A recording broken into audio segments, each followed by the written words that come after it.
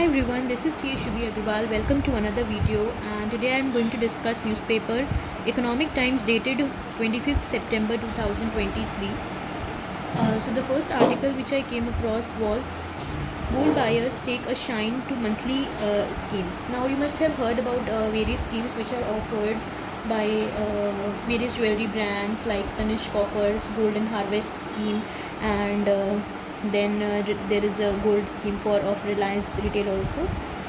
So consumers might be buying less gold amid record high prices, but top retail chains are seeing a surge in the jewelry purchased through deferred or monthly payment schemes.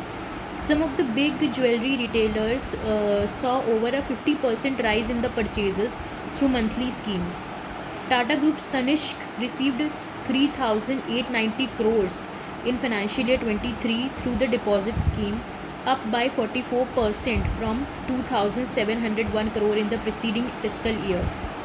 Reliance Retail received 282 crores as per its latest annual report, rising from rupees 184 crores a year earlier. Typically, the retailer offers some discount on installments as an incentive to depositors. For instance, Tanishq Golden Harvest offers a discount of up to 75% of the first installment in a 10th month scheme. Even regional chains have latched on to monthly deposit scheme. Pune-based PNG Jewelers, which operates 42 stores in Maharashtra and Goa, got 700 crores in FY23, up 27% from FY22. Okay, next is India may relax FDI norms in space sector. So, India is set to liberalize the FDI policy for the space sector by allowing up to 74% overseas ownership through the automatic route and up to 100% via the government route to attract the top dollars from the marquee global investors in satellite communications.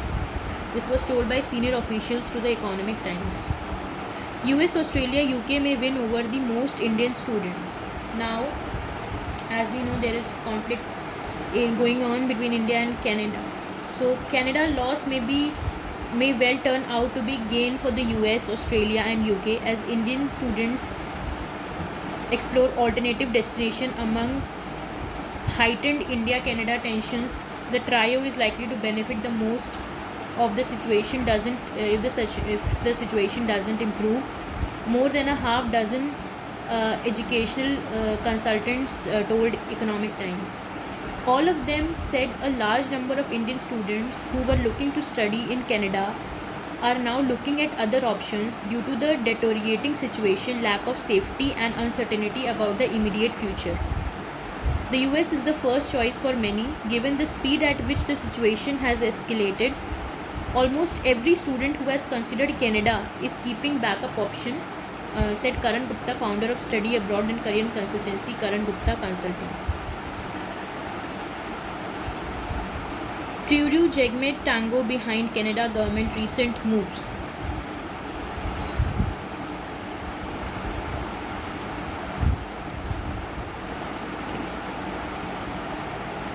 So Jagmeet Singh is the first non-white leader of a major Canadian political party.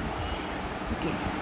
India has not only been closely monitoring Canada-based Sikh terror groups and their operatives, but also keeping a close watch on the role of NDP leader Jagmeet Singh, who was a coalition partner in the Trudeau's government, in encouraging the extremist views. Jagmeet Singh has been alleged to influence Trudeau's pro-Khalistan politics, and the Trudeau's Jagmeet alliance has engaged in vote bank politics amid the Canadian PM's rising unpopularity. India has engaged with certain countries, including Russia, on Jagmeet Singh's pro-extremist ideologies. Russia has banned Jagmeet's entry into the territory based on the inputs provided by New Delhi. ET has learned Jagmeet Singh has also dabbled in pro-Ukraine campaign, often targeting Russia, making him unpopular in Moscow.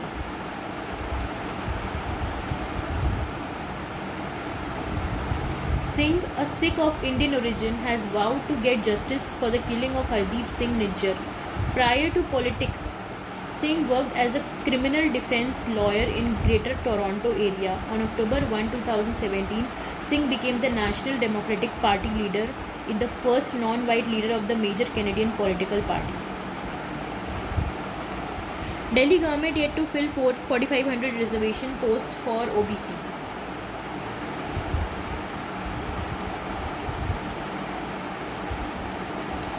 So, at the time when political parties have made a case for reservation for women belonging to other backward classes in Lok Sabha and state legislature, there are 4,680 government posts reserved for OBCs still lying vacant in Delhi. A 3-day review conducted by National Commission for Backward Classes from September 13 to 15 revealed that these posts were vacant across Group A, B and C in Delhi. Speaking to ET-NBC, Chairman Hansraj Gangaram Ahir said, "We conduct a review and all the senior officials of Delhi government, including Chief Secretary Naresh Kumar, were present. They have accepted that there is a backlog and posts reserved for OBCs have not been filled. The data shows that 310 Group A posts, 1903 Group B and 2467 Group C posts meant for OBC have to be filled."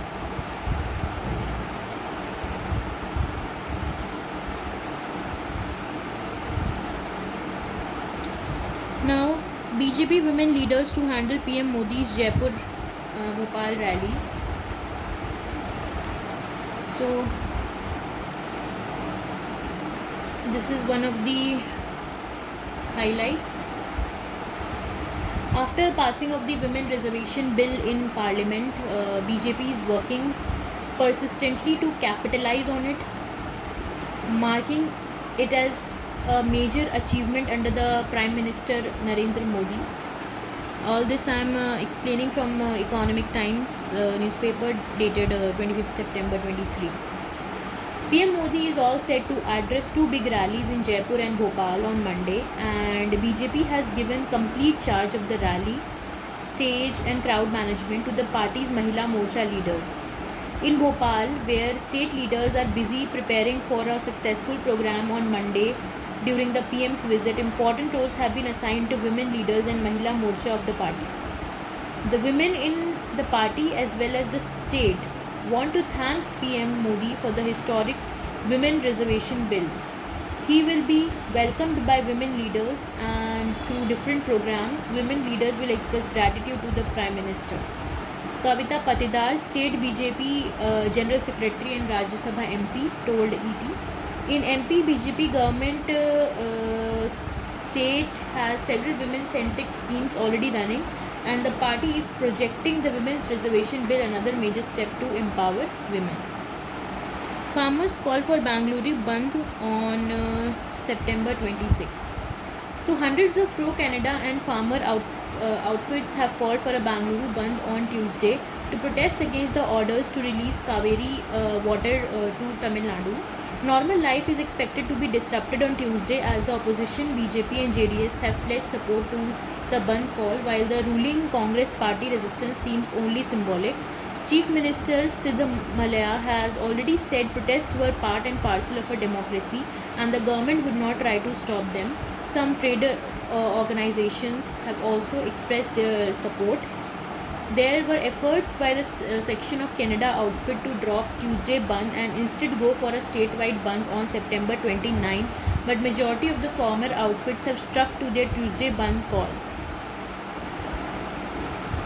Big opportunity in EV charging space in India, Shell Mobility Chief.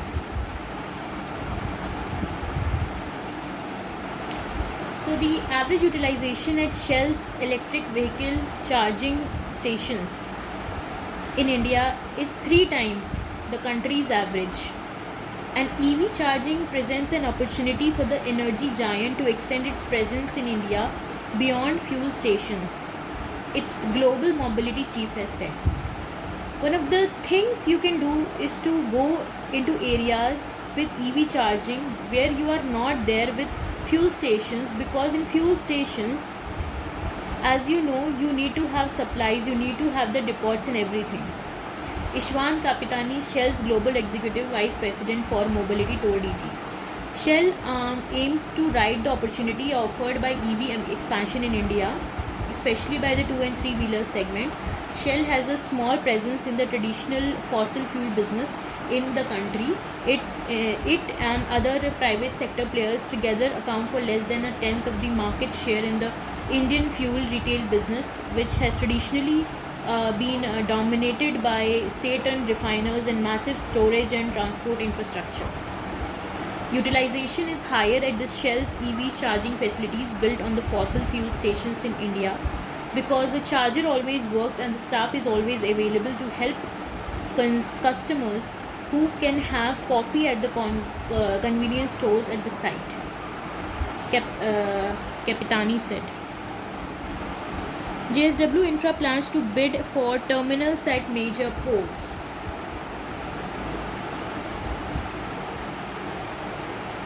Okay. So, JSW Infrastructure will bid for the multiple terminals that are being offered by the government as part of the privatization drive under the public-private partnership model. People aware of the development said the company is currently participating in tenders for terminals in Goa, Haida, Kandla, Ennore and Vizag, among others, and will be prioritizing container, liquid and gas terminals as it looks to focus on connectivity and value addition for the customers. Increasing the last mile connectivity for the consumer and value addition, these will be priority for the company. They are also looking at container feed station and multimodal logistic parks, which can help improving the core business and increase the stickiness of the customer.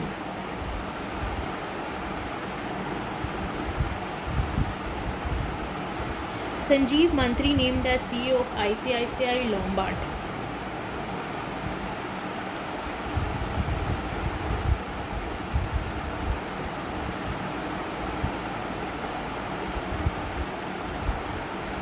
So ICICI Lombard General Insurance has announced the appointment of Sanjeev Mantri as the new managing director and CEO.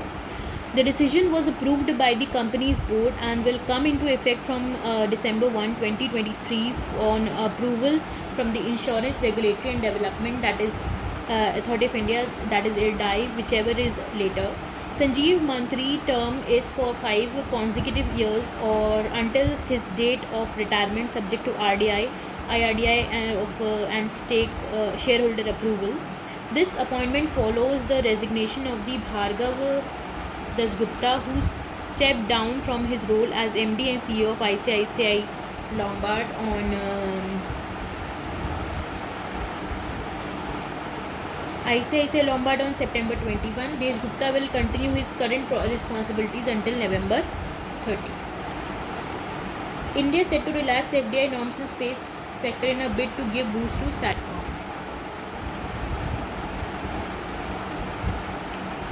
So, India is set to liberalize the foreign direct investment policy for the space sector by allowing up to 74% overseas ownership through the automatic route and up to 100% through the government route to attract top dollars from the marqueing global investors in satellite communication.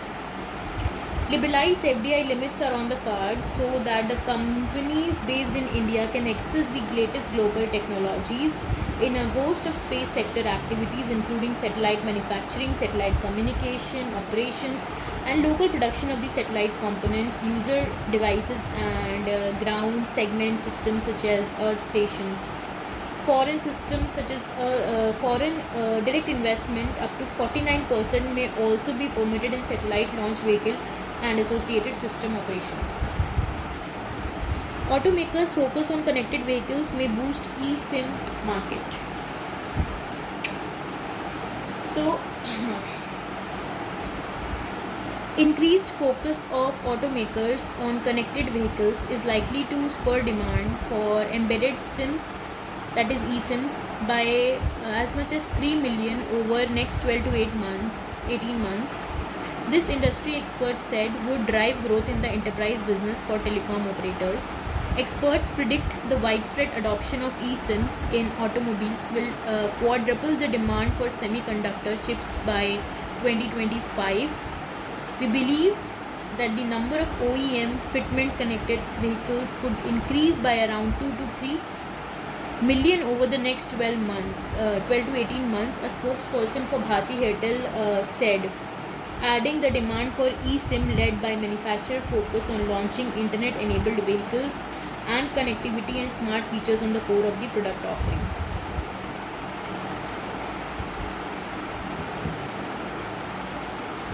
India 79 others seek support for WTO World Security Deal. Food Security Deal.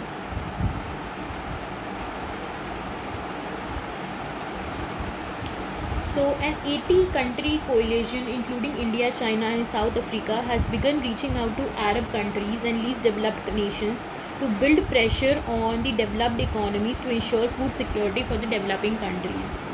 The alliance of G33, African Group, and ACP, that is African, Caribbean, and Pacific Group, at the World Trade Organization, has proposed a new method to calculate subsidies given to the purchase, stockpile, and distribute food to ensure food security for developing and poor nations. It has also proposed that exports of food grain from public stocks to needy countries be allowed for international food aid and humanitarian purposes. The alliance is keen to get more support for its proposal, officials said. The co-sponsors of the proposal are reaching out to 6 to 7 LDCs and the Arab group who have given support from the floor. The coalition has suggested that a permanent solution for public stock holding should account for inflation and based on recent reference price. At present, the external reference price used for calculating subsidies is based on the 1986 and 88 prices. Production of staples has been hit in many countries and they are now concerned about the food security. Our proposal is crucial for such producers, especially at a time when global food prices are rising. A second official said they have suggested a new methodology to calculate the subsidies by either accounting for excessive inflation in the ERP or calculating the ERP based on the last 5 years, excluding the highest and the lowest entry for the product. Google Bard just got the more powerful, but it's still erratic. Now see the new development. And it also risks our privacy. So what is this development? Google this week Bard, Google's competitor to ChatGPT, got an upgrade. One interesting new feature called Bard extensions allowed the artificial intelligence chatbot to connect to users' Gmail, Google Docs, and Google Drive accounts.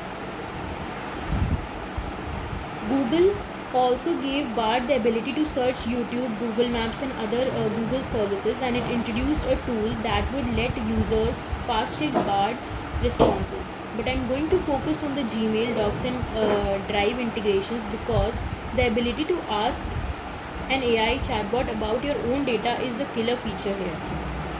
Bard extension is designed to address one of the most annoying problems with today's AI chatbots, which is while they are great for writing poems or drafting business memos, they mostly exist in vacuum. Chatbots can't see your calendar, peer into your email inbox, or refill through your online shopping history, the kinds of information an AI assistant would need in order to give you the best possible help with your daily tasks.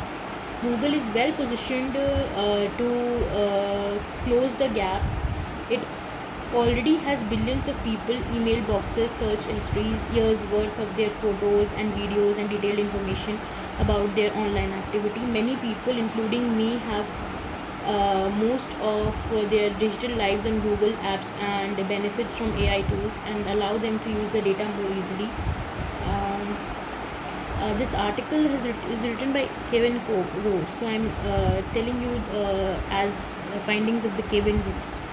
I put upgraded Bard through these spaces, hoping to discover a powerful AI assistant with the new and improved abilities. So this was all for today. Thank you so much for watching this video. I hope it was of some help to you. Please share with your friends and others who may require this. I'll come up with the next video tomorrow. Thank you so much for watching.